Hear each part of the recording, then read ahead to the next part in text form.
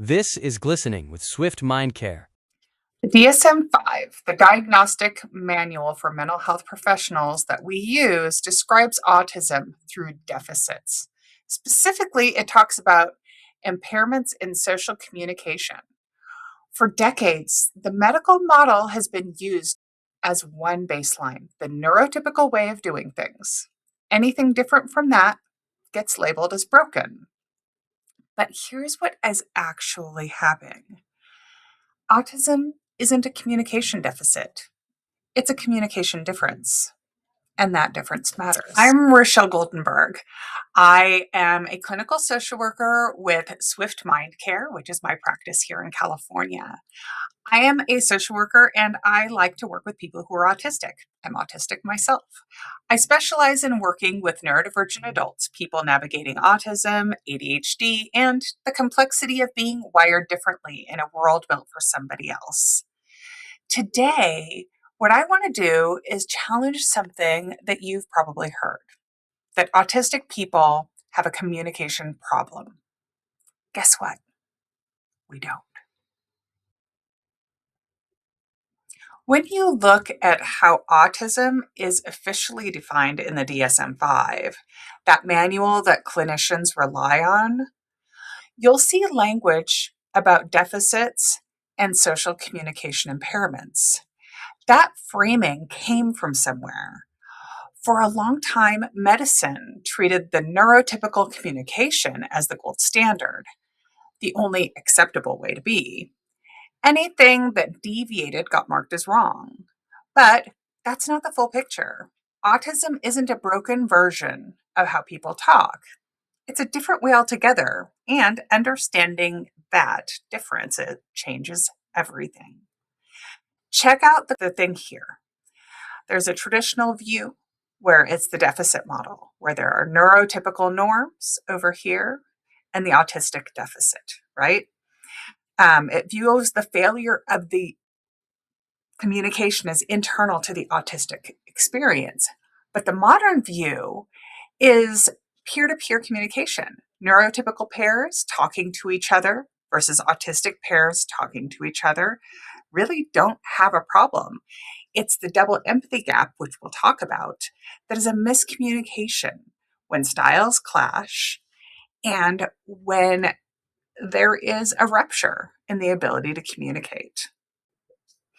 So let's talk about that double empathy problem. In 2012, an autistic researcher named Dr. Damian Milton introduced something called the double empathy problem, and it changed everything. The old theory said that autistic people lack empathy. We can't read others, we don't understand feelings, there's just, well, nothing there. Milton pointed out the obvious thing everyone had missed. Empathy is bidirectional, that picture I was showing you. When two people experience the world in fundamentally different ways, both of them struggle to understand each other. Not just one person, but both. Non-autistic people have just as much trouble reading autistic facial expressions, picking up on autistic tone, and understanding what we actually mean. So the struggle is mutual. The communication breakdown isn't inside the autistic person. It's in the space between two different neurotypes, trying to bridge a gap that they don't know how to cross. It's environmental. So here's what the research shows. Researchers actually tested this, and they put people in three groups, all autistic, all non-autistic, and mixed. And here's what they found. When autistic people talk to each other, we communicate just as clearly and just as quickly as non-autistic people do with each other. And information transfers perfectly. We understand each other. The breakdown only happens in the mixed groups. And here's the part that really matters about that is that autistic people report feeling more comfort, more rapport, more genuine understanding when talking to other autistic people. We're not broken. We're just speaking a different language. So let's break this down into more like a culture. Imagine a person from Japan and a person from the United States trying to negotiate a deal. They don't understand each other's body language, their idioms, the way they signal respect or disagreement.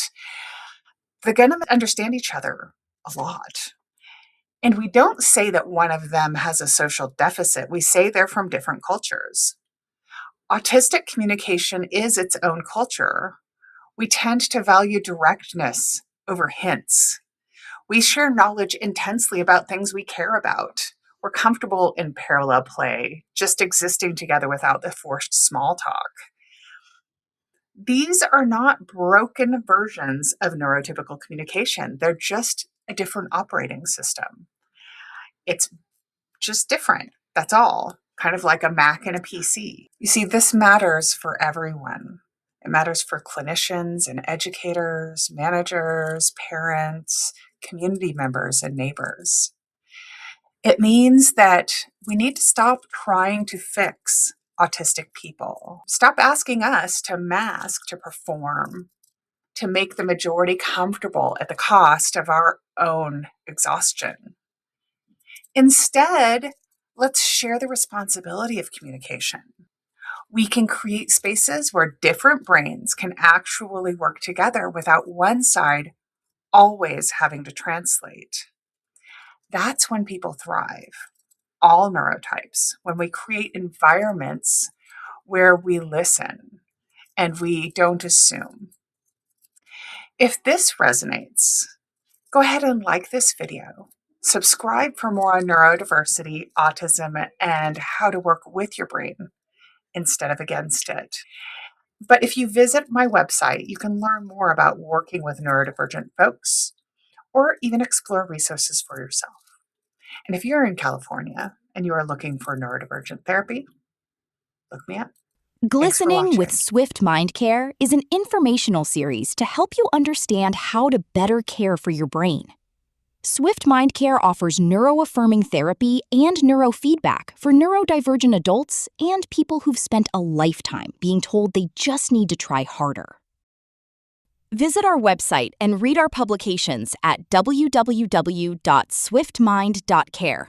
That's www.swiftmind.care. Thanks for listening. We hope you found this helpful. Like and follow if you did.